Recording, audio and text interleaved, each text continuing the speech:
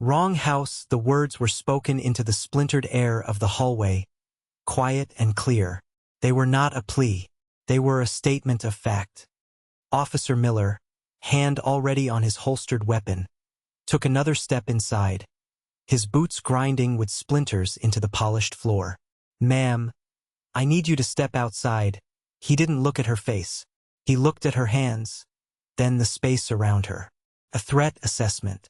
That was the first thing she noticed. He wasn't speaking to a person.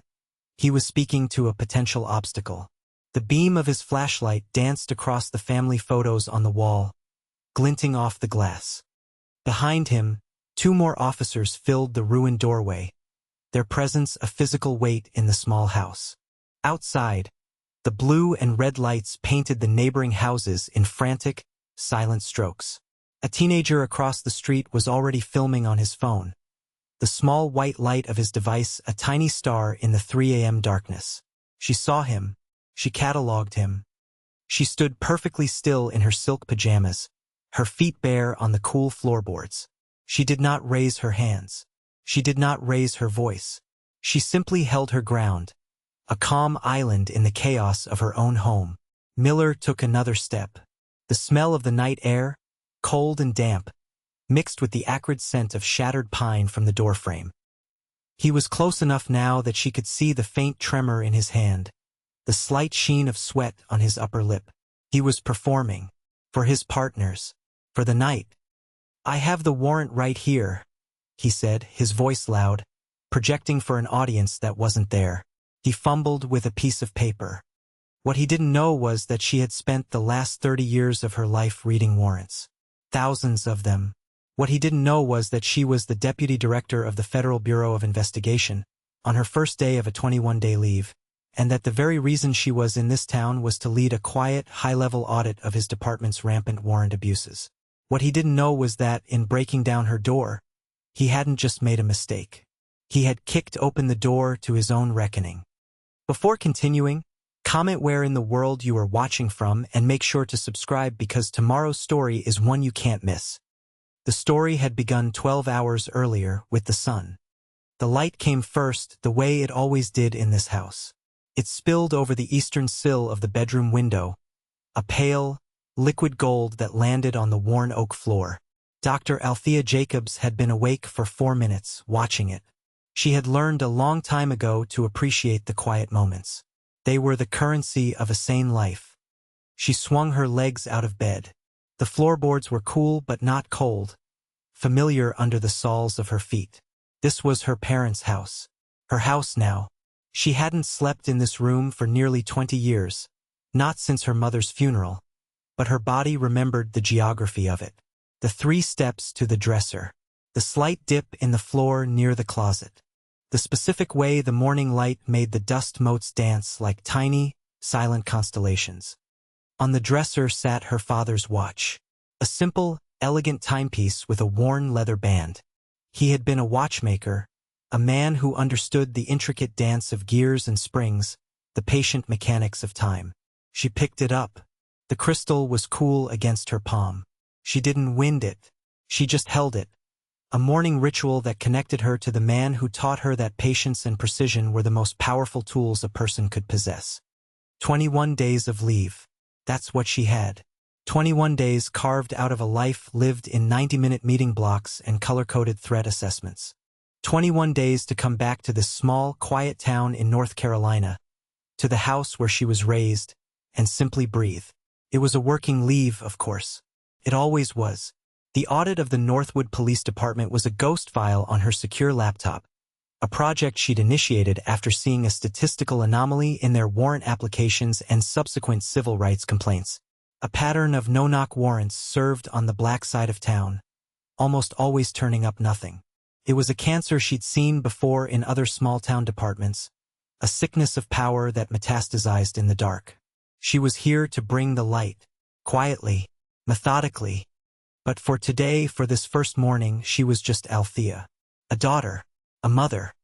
She moved through the quiet house, her bare feet making no sound. In the kitchen, the smell of old wood and her mother's phantom spice rack greeted her. She opened the cabinets, her fingers tracing the familiar willow pattern on the plates. Everything was exactly as she'd left it.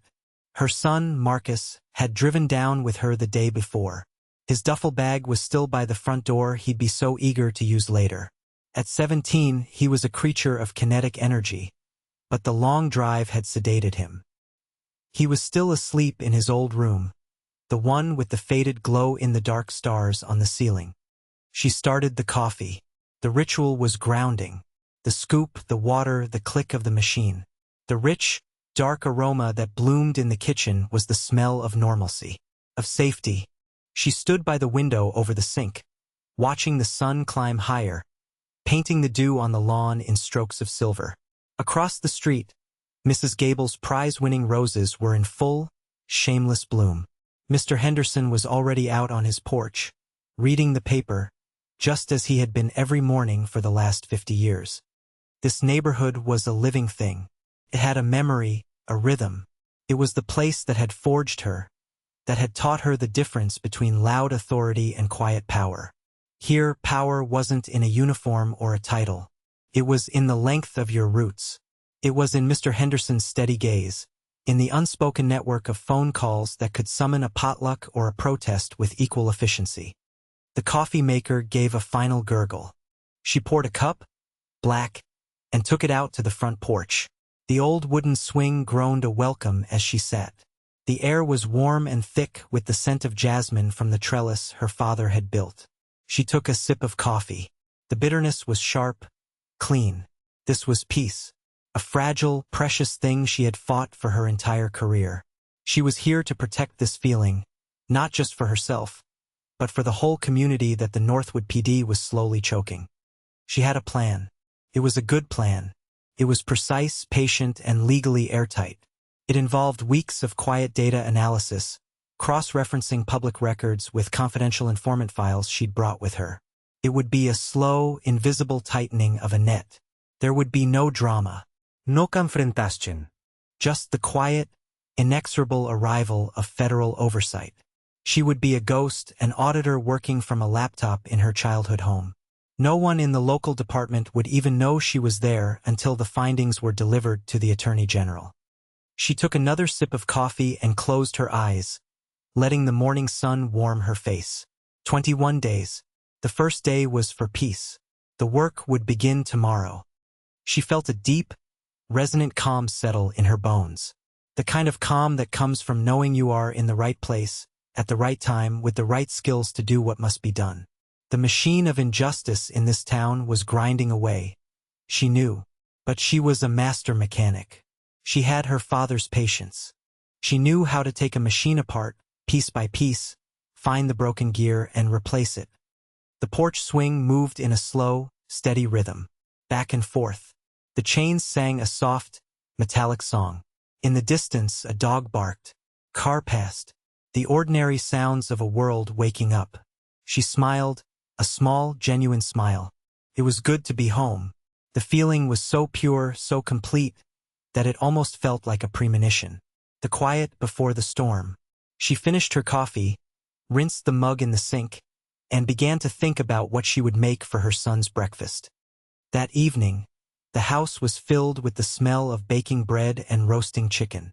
Althea and Marcus sat at the small kitchen table, the same one she'd done her homework on as a child. Marcus was recounting the details of his summer league basketball team, his hands moving as he described a particularly satisfying crossover dribble. His face was bright with the uncomplicated joy of youth. He had her eyes but his father's smile. And coach said if I keep my defensive stance that low, I'll be starting point guard for sure next season, he said, reaching for another piece of bread. Your father would be proud, Althea said, her voice soft. He always said defense is what wins championships. The mention of his father, gone 5 years now, didn't bring a pall of sadness. It was a comfortable acknowledgement, a way of keeping him present at the table. They had learned to live with the shape of his absence, to find the warmth in the memory rather than the cold in the loss. After dinner, they sat on the porch swing together, the evening air cooling around them. The fireflies were beginning their nightly ballet over the lawn. It's weird being here, Marcus said, his voice thoughtful. Good weird. It smells like Grandma's house. It's our house now, buddy, she said, putting an arm around his broad shoulders. It's home. They sat in comfortable silence as the sky deepened from bruised purple to inky black. The streetlights hummed to life. Mr. Henderson gave them a final wave from his porch before heading inside. The world was settling down for the night. Althea felt the day's peace coalesce into a feeling of deep contentment. Everything was in its right place. Her son was safe. Her home was quiet. Her purpose was clear. She had learned a long time ago that you had to hold on to moments like these. You had to memorize the feel of them, the smell of them, because you never knew when they would be the last quiet moment you'd have for a very, very long time. Later, tucked into her childhood bed, the familiar weight of her mother's quilt over her, she thought about the audit. The Northwood PD file was a litany of small tyrannies. Traffic stops that inexplicably led to searches. Misdemeanor warrants served with SWAT-level force. A disproportionate number of complaints came from this very neighborhood, her neighborhood. The data suggested a culture of contempt, a belief that certain people in certain parts of town were less than, that their rights were negotiable, that their doors could be kicked in without consequence. Her last thought before drifting off to sleep was a cold, professional assessment.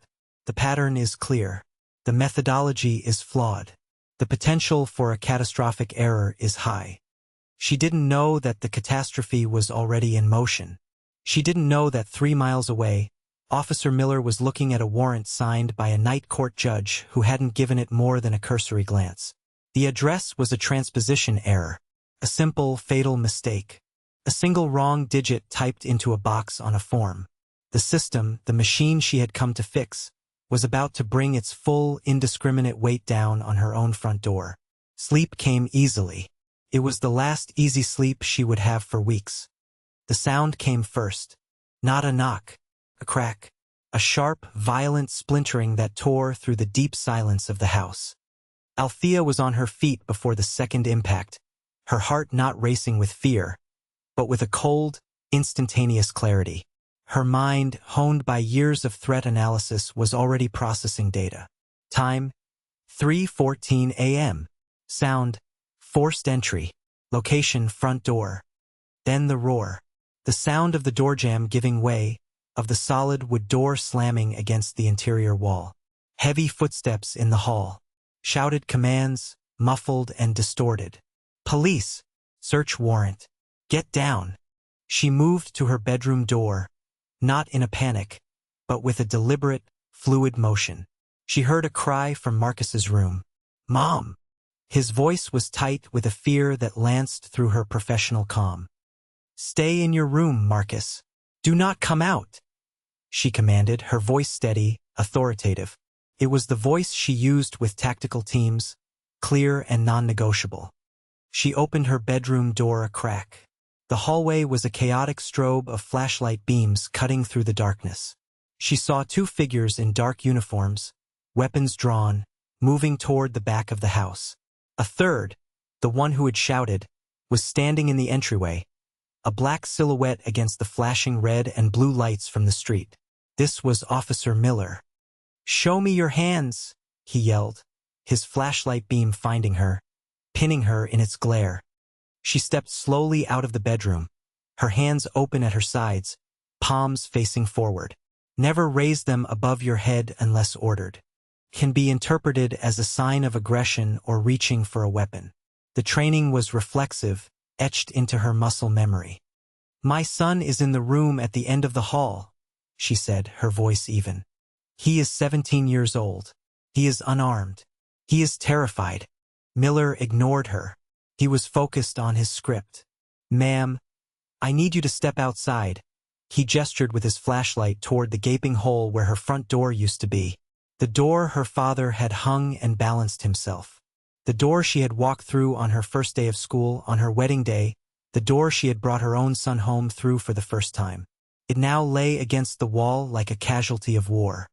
She took a slow, deliberate step into the hall. On what grounds are you in my home? That's when he said it. I have the warrant right here. He held up the paper, a shield of flimsy authority. This was the moment, the precipice. Her entire career, her entire life, had been about the sanctity of process, the rule of law. And here it was, being brutalized in her own hallway. She felt the anger, a white-hot spike, but she contained it. Anger was a luxury. Precision was a necessity. "Let me see it," she said. He hesitated, a flicker of surprise in his eyes. He expected fear, compliance, maybe tears. He did not expect a calm command. "You need to come outside, ma'am. The law requires you to present the warrant to the occupant of the residence," she stated. It wasn't a request. It was a recitation from the manual he was supposed to have memorized. Something shifted in his posture, a subtle stiffening. It was the tell of a man whose authority had been questioned, however politely. He walked toward her, holding the paper out, but keeping it just out of her reach. He angled his flashlight down onto it. She didn't try to take it. She read. Her eyes, accustomed to scanning dense intelligence briefs, took in the information in seconds. The name, Deshaun Williams.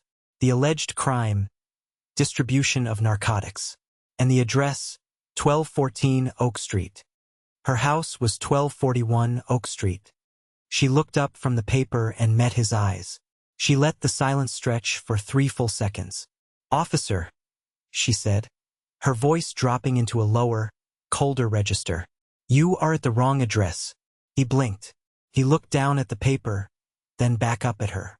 For the first time, a crack appeared in his performative certainty. He was a bully who had just punched a wall of solid granite.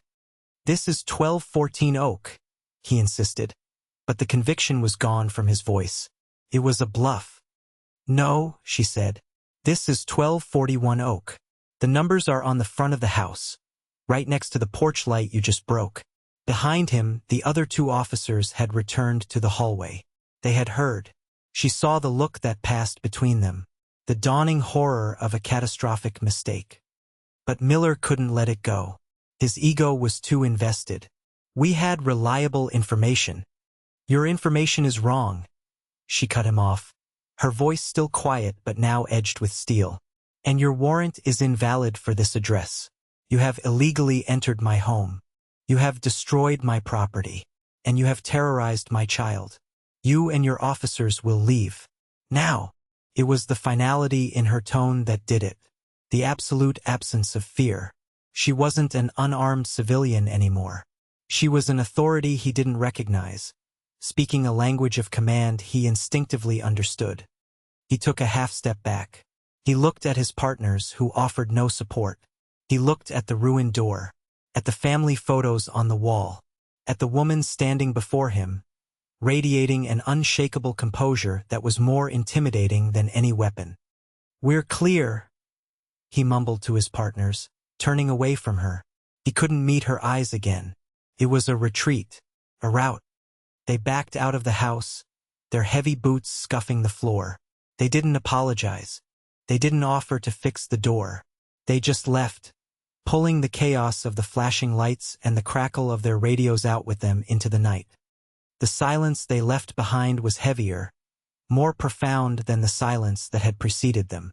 It was a vacuum, filled with the smell of broken wood and the lingering ghost of violence. Althea stood in the hallway for a full minute, her body rigid. She was listening. She heard their car doors slam. She heard the squeal of tires as they pulled away, too fast. She heard the sudden quiet of the street, a quiet that felt watchful, wounded. Then, she heard the only sound that mattered, a small, choked sob from Marcus's room. The professional, the deputy director, vanished. The mother took over. She walked down the hall, her steps sure and swift, and pushed open his door. He was sitting on the edge of his bed, his face in his hands. He was shaking. She didn't say a word. She just sat next to him and wrapped her arms around him, pulling his head to her shoulder. He was 6 inches taller than her, a powerhouse on the basketball court, but in that moment he was a little boy again. "It's okay," she whispered into his hair. "It's over. We're safe." He clung to her, his body trembling. I thought they were going to." He couldn't finish the sentence. He didn't have to. She knew what he thought. Every black mother in America knew. She held him, rocking him gently, just as she had when he was a baby with a fever. She let her own composure crack, just for him, just for a moment. She let him feel the fierce, protective love that was the bedrock of her entire existence. After a few minutes, his trembling subsided. He pulled back, wiping his eyes with the back of his hand, embarrassed. I'm sorry. Don't you ever be sorry for being scared, she said, her voice firm again. That was a terrifying thing. It was meant to be. She stood up and looked around his room, at the posters of basketball stars, the old academic awards, the faded stars on the ceiling.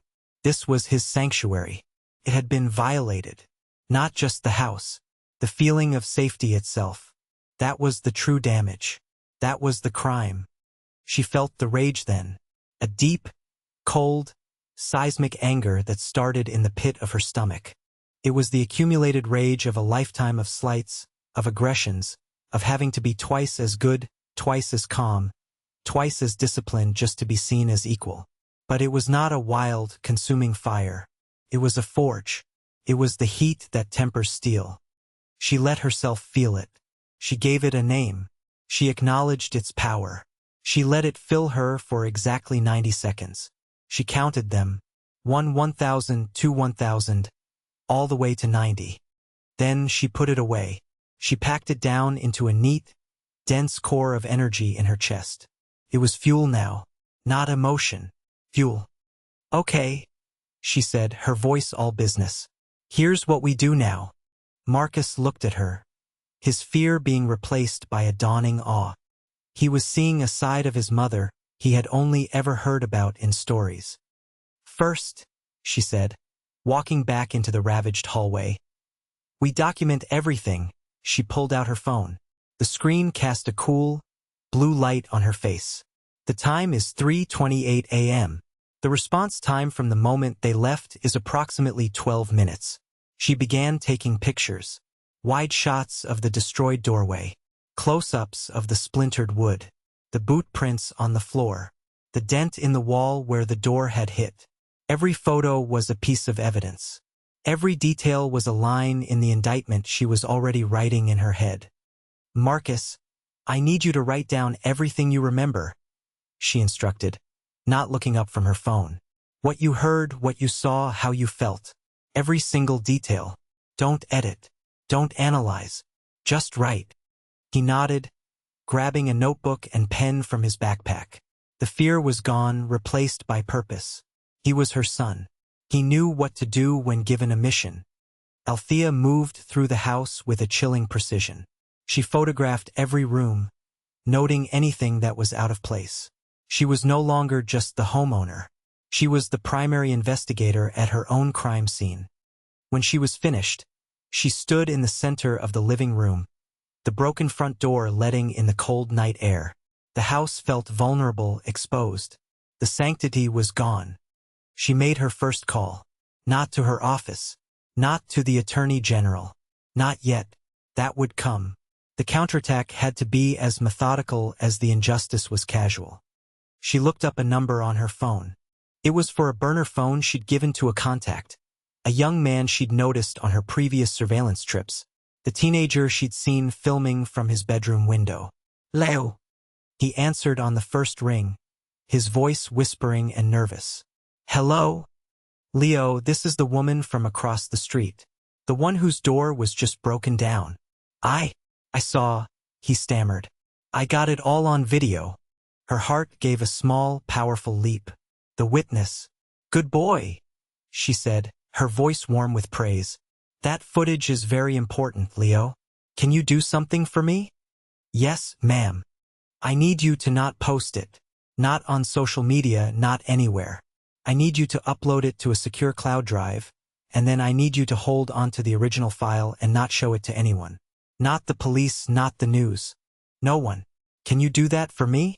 Can you trust me? There was a pause. They do this all the time, he said, his voice suddenly older. My cousin's house last year. They said they were sorry, but they weren't. I know, Althea said softly. This time will be different. I promise you. Just hold that footage. It's the first stone in the foundation of what we're about to build. Okay, he said, his voice firm now. I'll hold it.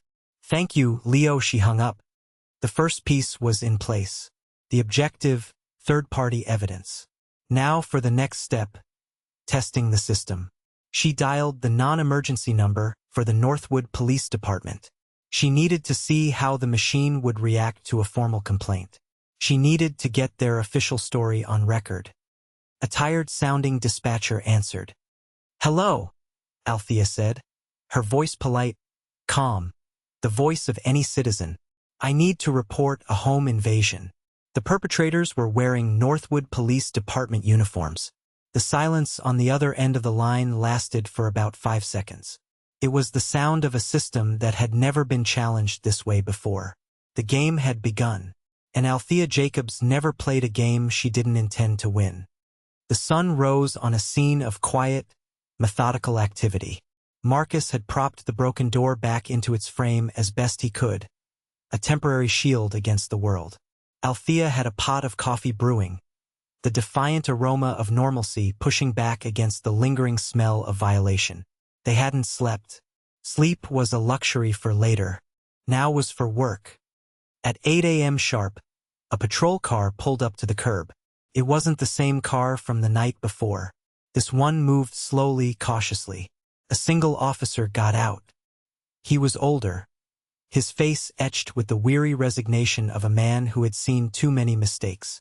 His name tag read, SGT. Ramirez. Althea met him on the porch.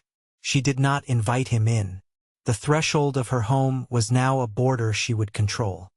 Ma'am, I'm Sergeant Ramirez, he began, his eyes flicking to the shattered doorframe. He had the decency to look ashamed. I'm here to take your statement about the incident last night. It wasn't an incident, Sergeant. Althea corrected him, her voice level. It was a crime. Your officers committed breaking and entering, destruction of property, and brandished their weapons at unarmed civilians, one of whom is a minor. She used the precise, emotionless language of a police report. Ramirez winced. He knew she was right. Yes, ma'am. Look, on behalf of the department, I want to apologize. I'm not interested in an apology, Sergeant. I'm interested in accountability. I want the names and badge numbers of the 3 officers who entered my home. Ramirez shifted his weight. This was the first test. Ma'am, that's part of an ongoing internal investigation. There is no investigation yet, because I haven't filed my official complaint. I'm filing it now with you. I need their names for the report. He looked at her, truly looked at her, for the first time. He saw the intelligence in her eyes, the unyielding set of her jaw.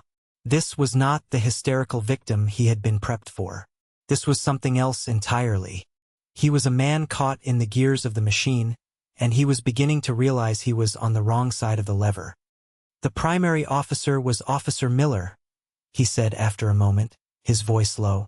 Badge number 714. He gave her the other 2 names as well. He had made a choice, a small, crucial act of defiance against the code of silence.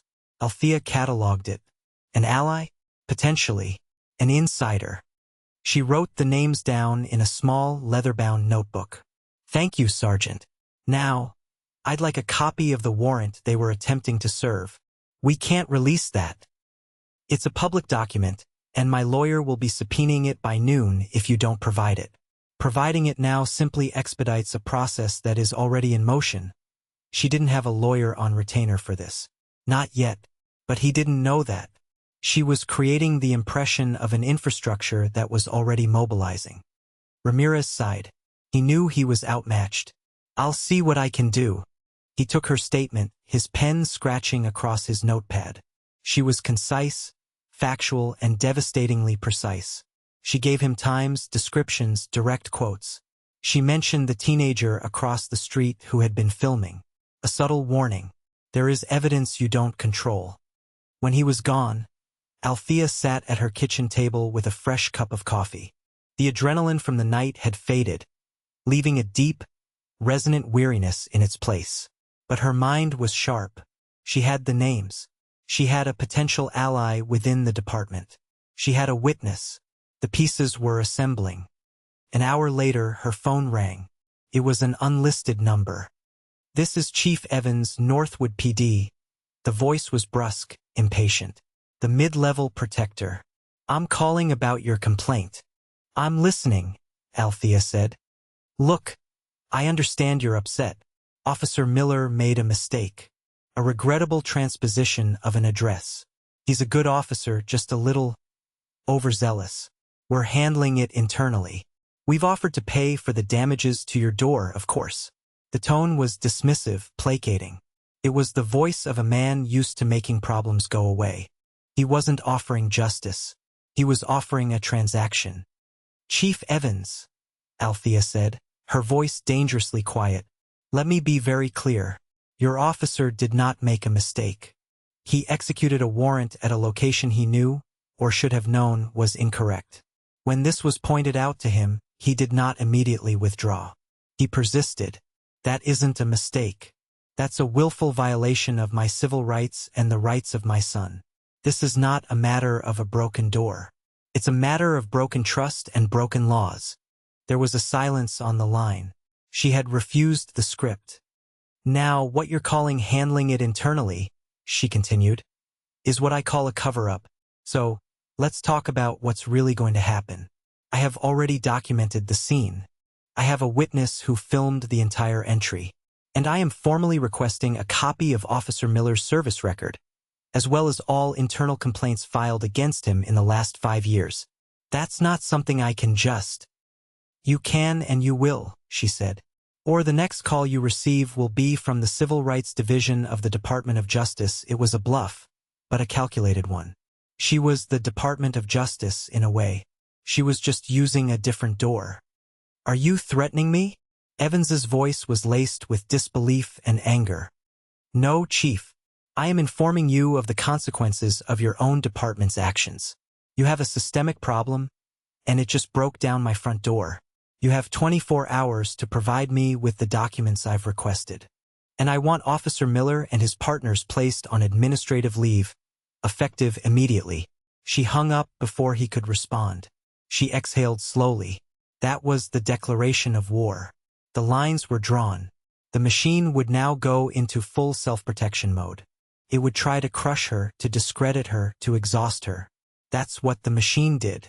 It was designed to wear people down until they gave up. She had seen it happen 1,000 times. They didn't know that she didn't get exhausted. They didn't know that her patience was infinite. They didn't know that she had a budget and resources they couldn't possibly imagine. 20 days of leave remaining. Later that afternoon, an old, slightly rusted Ford pickup truck pulled into her driveway. Mr. Henderson got out. He was a tall, stooped man in his late 70s, with hands that were gnarled from a lifetime of carpentry, but a gaze that was as clear and sharp as a shard of glass. He was carrying a cardboard box that looked heavy. He walked up to the porch and looked at the broken door. He shook his head slowly, a deep sadness in his eyes.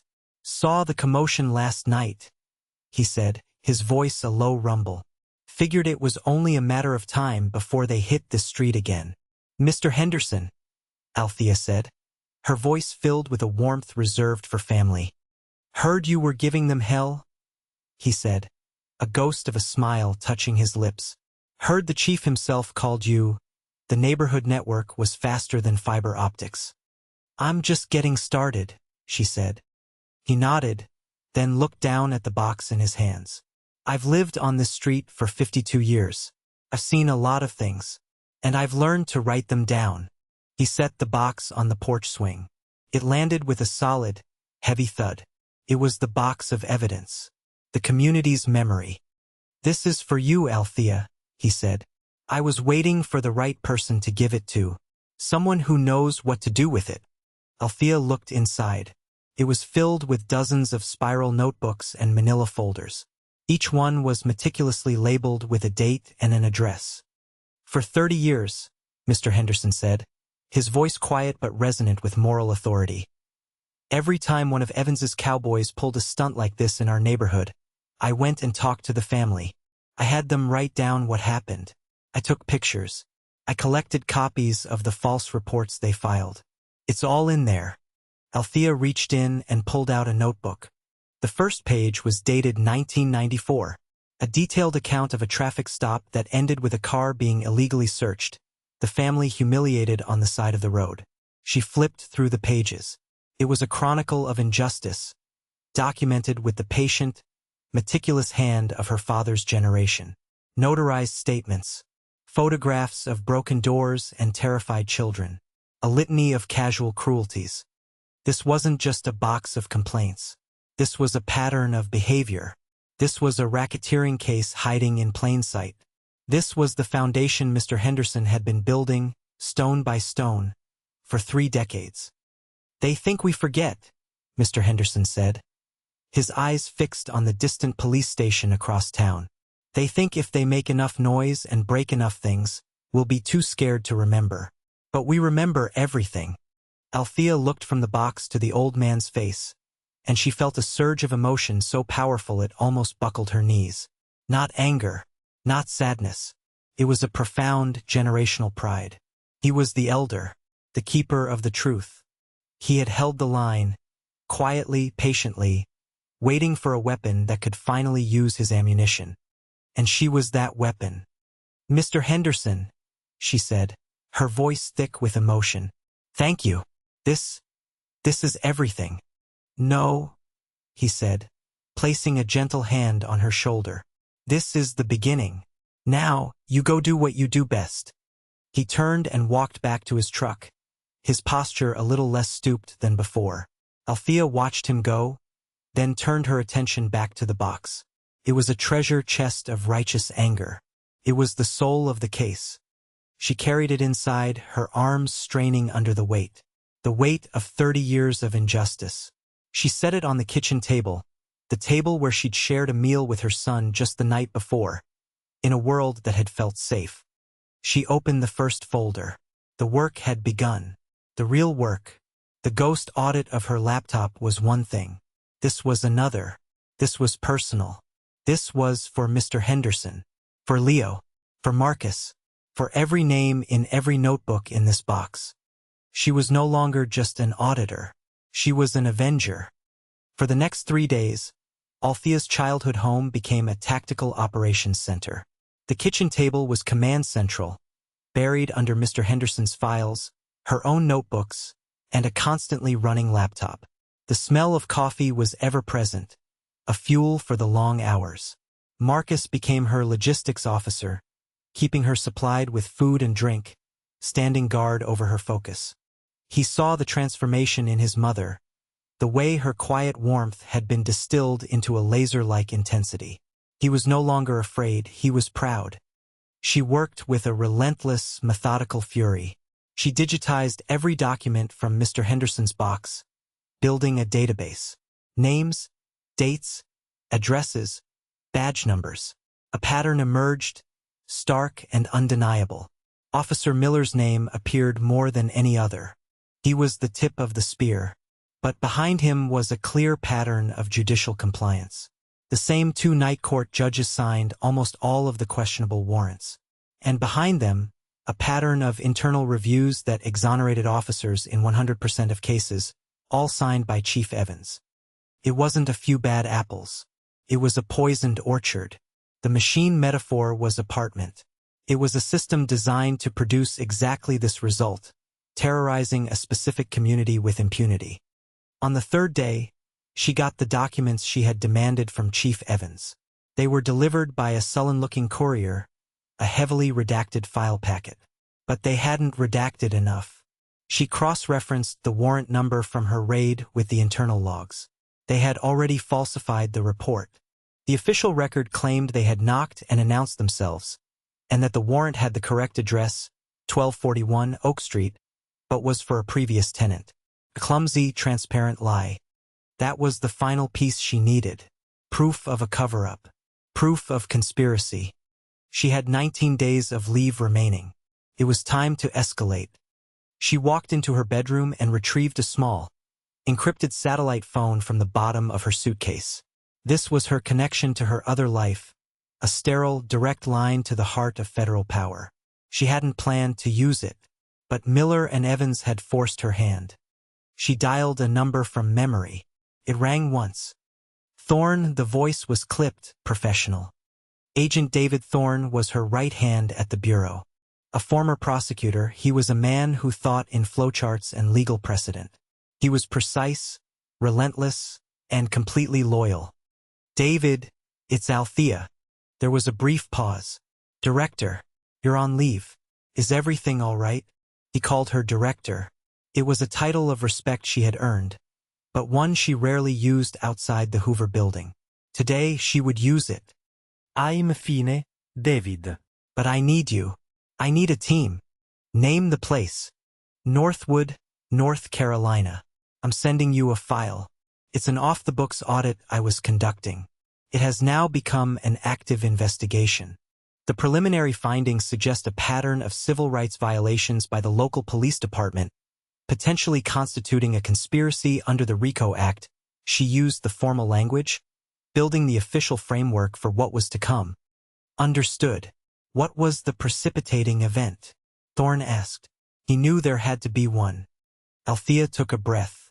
3 nights ago, the Northwood PD executed a faulty no-knock warrant on my personal residence. The silence on the other end of the line was absolute. For a full 10 seconds, there was nothing. Thorne, a man who had investigated cartel leaders and terrorists, was speechless.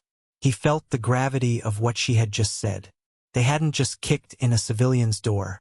They had kicked in the door of the Federal Bureau of Investigation itself.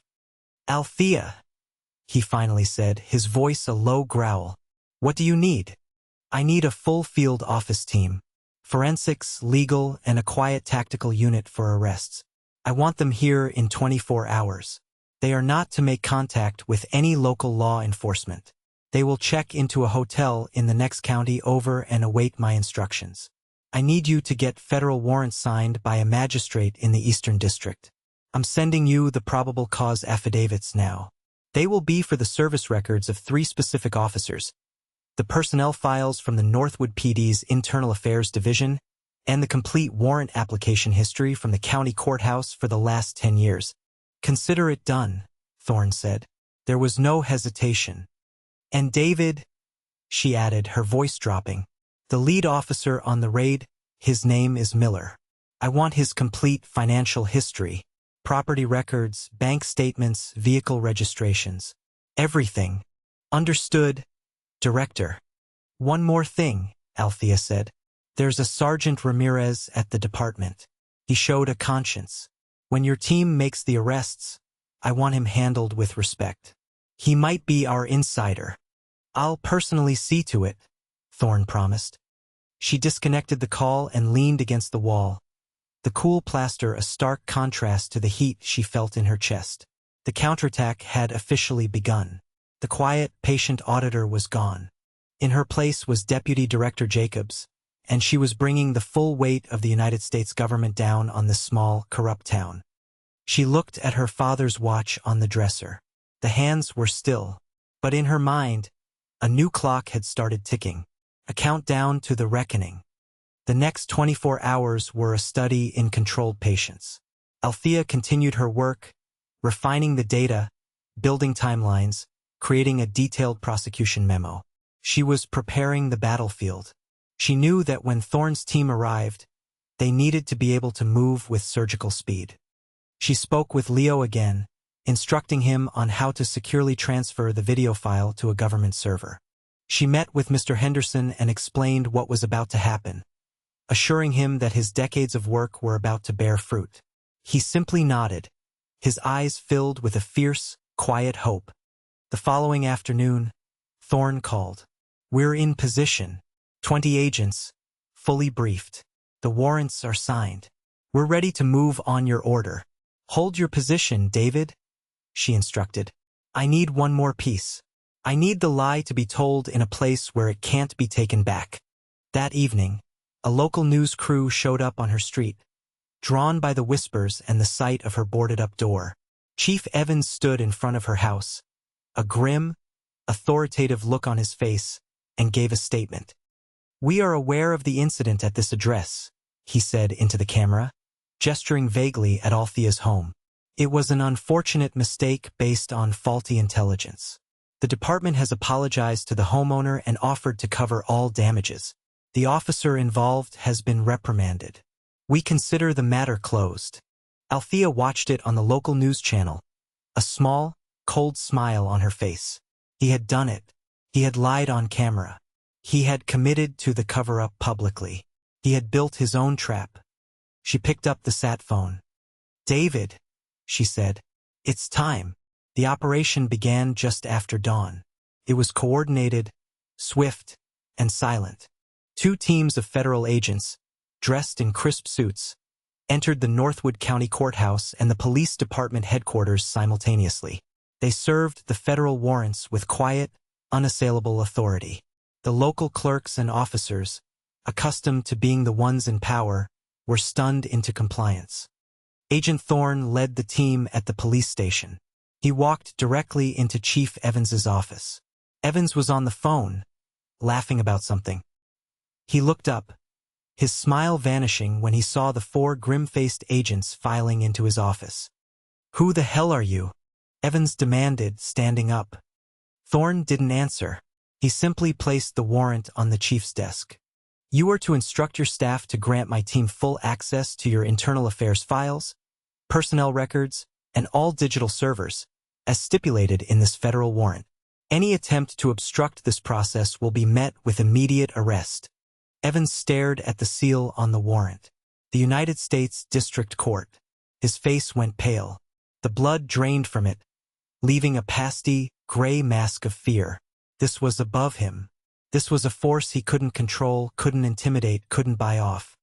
"This is about the Jacobs woman, isn't it?" he sputtered. "This is insane.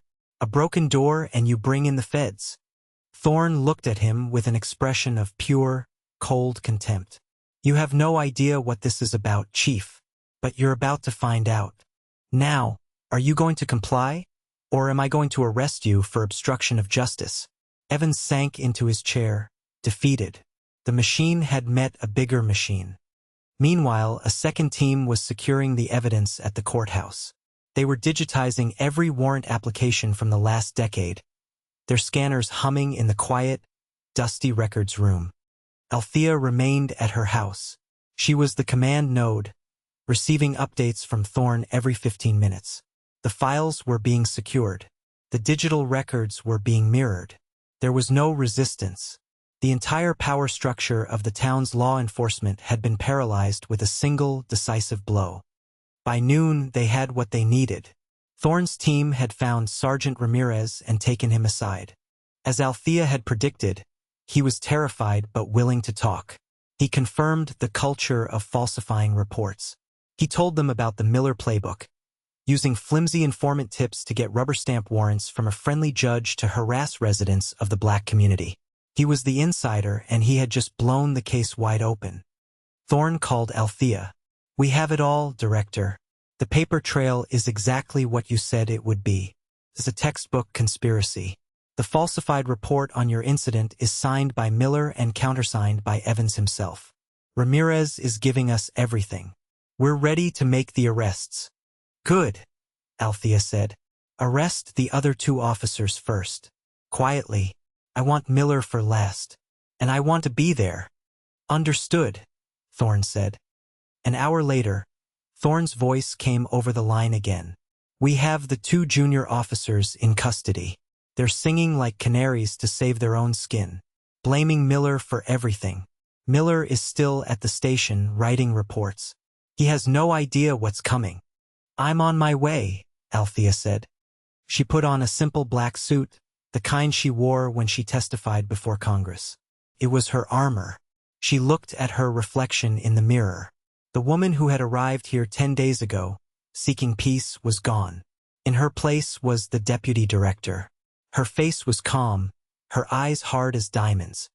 She walked out of her house, leaving the broken door as it was, a monument to their mistake. She got into a black, unmarked federal SUV that had pulled silently into her driveway. Agent Thorne was in the passenger seat. "It's time, Director," he said. "Let's go," she replied. The drive to the station was silent. The streets of her hometown looked different through the tinted windows of the government vehicle. They looked like a crime scene she was about to process. They didn't use the front entrance. Thorne led her through a back door into a conference room. Through a one-way mirror, she could see the main squad room. It was buzzing with a nervous, confused energy. Cops were huddled in corners, whispering. They knew something was wrong, but they didn't know what. Then she saw him, Officer Miller. He was at his desk, laughing with another officer, a cocky, arrogant smirk on his face. He was untouchable in his own mind. He was protected. "He's all yours, Director," Thorne said quietly, gesturing to the door. Althea took a breath. She smoothed the front of her jacket. Then she opened the door and stepped into the squad room. A hush fell over the room as she walked in. All eyes turned to her. They recognized her. She was the woman from the news, the woman whose door was kicked in. They looked at her with a mixture of pity and contempt. Miller saw her and his smirk widened. He stood up, resting his hand on his holstered weapon, his signature move. He thought she had come to plead, to complain. He started to walk toward her, ready to put her in her place one more time. "Can I help you, ma'am?" he said, his voice dripping with condescension. "You're in an area restricted to authorized personnel." Althea stopped in the center of the room. She waited for him to get within 5 feet of her. She let him own the space just for a moment. Then Agent Thorne and 2 other agents stepped out of the conference room behind her. They flanked her, their presence shifting the entire power dynamic of the room. Miller's eyes flickered to the agents. He saw the FBI credentials on their belts. The smirk on his face faltered.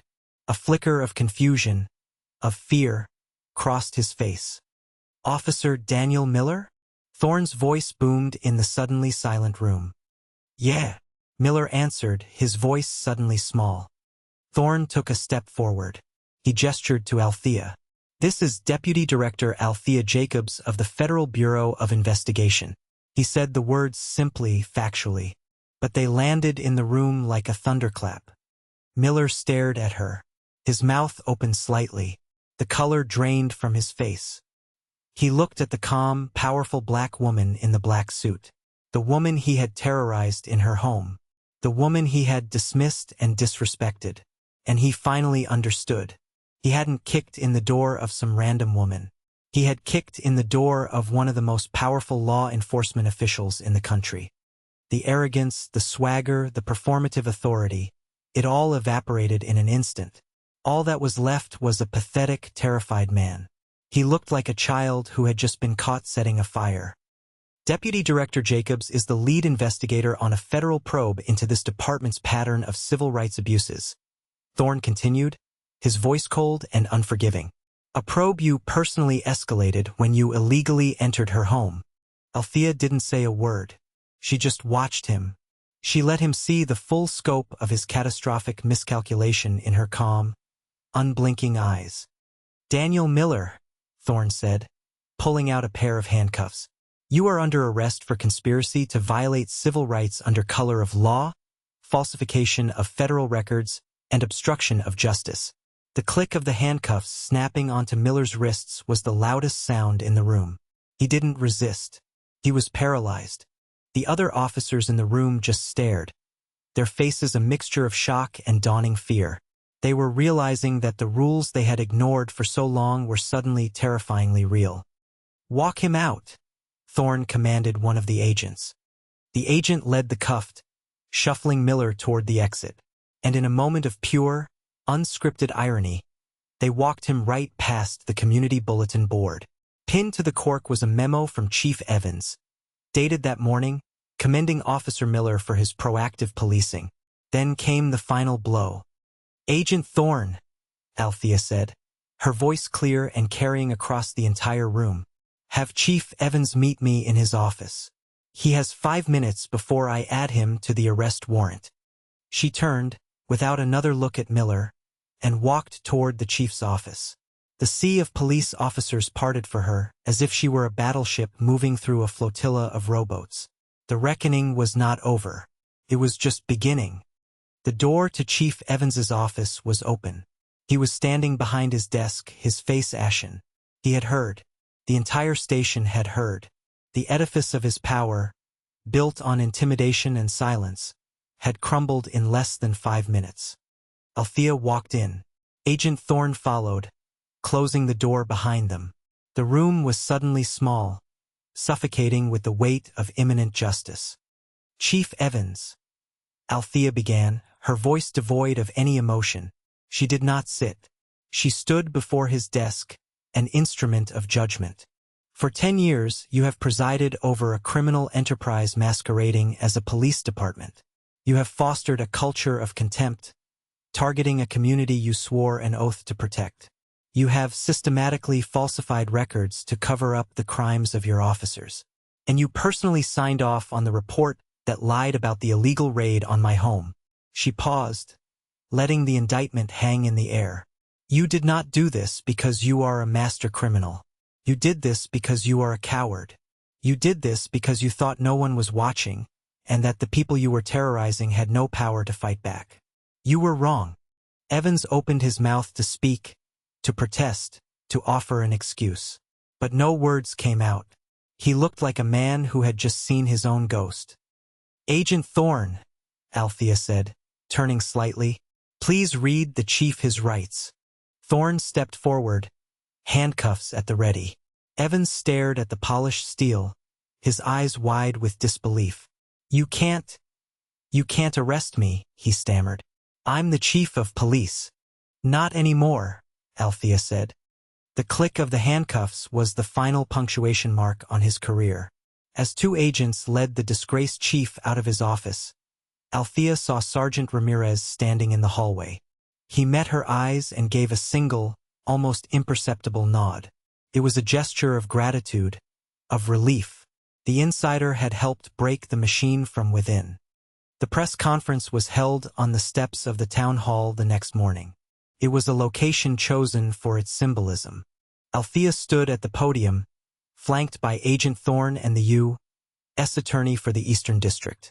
Every local and regional news outlet was there. The story had exploded. Across the street, a crowd had gathered. It was the people from her neighborhood. Mr. Henderson was at the front, standing tall, his arms crossed over his chest. Leo was beside him, his phone down, just watching. Marcus was there too, standing with a group of his friends, a look of profound pride on his face. Althea stepped up to the microphones. She was no longer just a victim or an investigator. She was the voice of the community that had been silenced for so long. My name is Althea Jacobs, she began, her voice steady and clear, carrying over the hushed crowd. I am the Deputy Director of the Federal Bureau of Investigation. I am also a daughter of this town. I grew up on Oak Street. This is my home. She let that sink in. For too long, the law enforcement agency of this town, the Northwood Police Department, has operated not as a protector of the community, but as an occupying force in parts of it. It has engaged in a systematic pattern of harassment and intimidation, violating the most basic civil rights of the citizens it is sworn to serve. This was not the work of a few bad apples. This was a systemic failure, orchestrated from the top down. She laid out the case with devastating precision.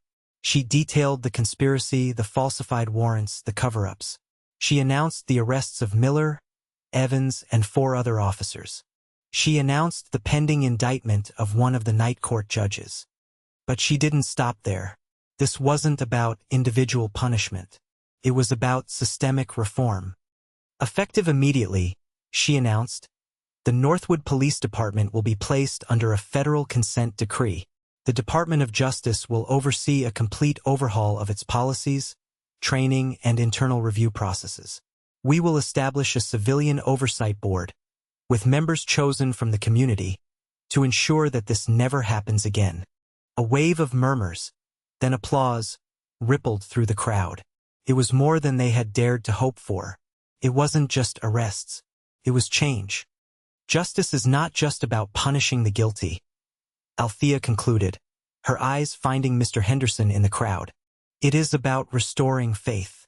It is about rebuilding trust. It is about ensuring that every citizen, no matter what street they live on, can feel safe in their own home. The work of justice is long, but it has begun today. The Department of Justice is here, and we are not leaving. She stepped back from the podium. The applause was thunderous. It wasn't just for her. It was for them. It was the sound of a community finding its voice again.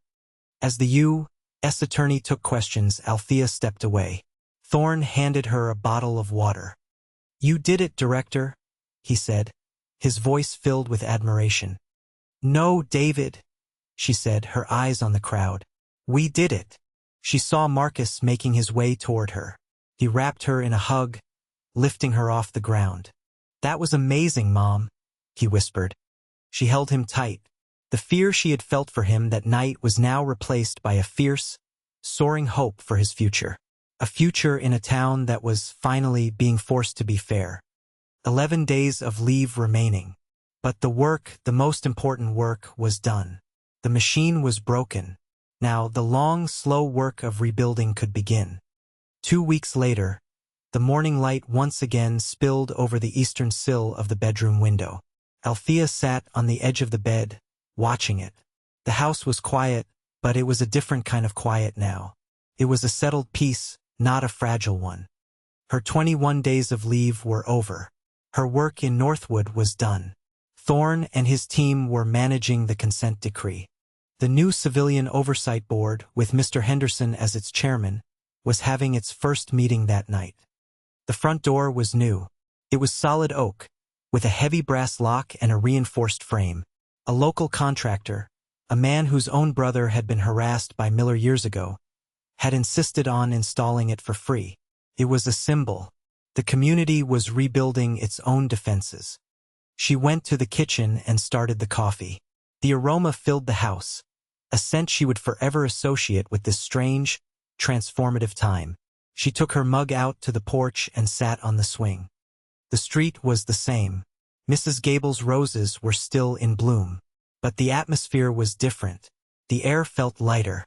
Neighbors who used to just nod a quick hello now stopped to talk. Kids played on the lawns with a freedom that hadn't been there before. The fear, a low-grade fever that had infected the neighborhood for years, had broken. Marcus came out and sat beside her, a glass of orange juice in his hand. He was leaving for a basketball camp in a few days, his future bright and full of promise. "You ready to head back to D.C.?" he asked. "Almost," she said. "There's one more thing I need to do." They sat in comfortable silence, watching the neighborhood wake up. After a few minutes, Mr. Henderson's pickup truck pulled up. He got out and walked over, carrying a bag of what smelled like freshly baked biscuits. "Thought you might need some provisions for the road," he said, handing the bag to Althea. "You're a good man, Charles Henderson," she said, smiling. He sat on the porch step, looking out at the street. "It's different now," he said, his voice thick with emotion. "I can feel it. My whole life, I've been waiting to feel this." "It's just the beginning," Althea reminded him. "Beginnings are the most important part," he said wisely. He looked at her, his eyes full of a deep, abiding respect. "Your parents would be so proud, Althea. So proud." She felt a lump form in her throat. She simply nodded, unable to speak. After he left, she and Marcus finished their breakfast on the porch. The sun was high now, warm on their faces. "So what's the last thing?" Marcus asked. "Just a drive," she said. An hour later they were packed. The house was clean, the windows open to the fresh air. Althea took one last look around, then locked the new, strong door behind her. She got into the car, but instead of turning toward the highway, she drove deeper into town. She drove past the police station. A temporary federal flag flew outside. It looked smaller, less imposing than it had before. She kept driving until she reached the other side of town, the wealthier side. She turned onto a manicured street with large, pristine houses and immaculate lawns. She slowed down and pulled over in front of one of them. It was a brick colonial with a perfectly landscaped yard and a shiny new SUV in the driveway. "Whose house is this?" Marcus asked. Althea didn't answer. She just looked at it. She looked at the address on the mailbox. 1214. Deshaun Williams's supposed address. The house of the man they were actually looking for that night. Except, as her investigation had revealed, Deshaun Williams hadn't lived there for over a year. It was just an old address, on a lazy informant's tip, that Miller hadn't bothered to verify. But then she looked closer at the name on the mailbox. It wasn't Williams. It was Miller. Marcus followed her gaze. Wait, Miller? As in Officer Miller. His parents' house, Althea said, her voice a flat, factual statement. Thorne's financial background check had turned it up. Officer Miller, the man who terrorized her neighborhood, still lived at home with his mother and father. In the nicest part of town. The part of town where no-knock warrants were never, ever served. That wasn't just irony. That was the whole story. The casual contempt, the abuse of power, it all stemmed from a deep-seated belief that there were two different towns, governed by two different sets of rules. One for people like him and one for people like her. She didn't feel anger looking at the house. She felt a profound, clarifying pity. He was a man who had been so blinded by his own privilege that he couldn't see the humanity of the people he was paid to protect. She put the car in drive and pulled away, not looking back. The last piece of the puzzle was in place, not for the case, but for her. She understood the why, and in understanding it, she could finally let it go. She drove toward the highway, the sun glinting off the hood. The road stretched out before them, leading back to her other life, her other work. But she was not the same person who had driven down this road 3 weeks ago. She had been reminded of who she was, of where she came from. She had been reminded that justice wasn't an abstract concept debated in Washington conference rooms. It was a broken door in a small house. It was a terrified boy in his bedroom. It was a box of old notebooks on a kitchen table. And it was worth fighting for. Always. Just the road and the engine and the morning air. Simple. Final. It was a good day. If you enjoyed the story, leave a like to support my channel and subscribe so that you do not miss out on the next one. On the screen, I have picked 2 special stories just for you. Have a wonderful day.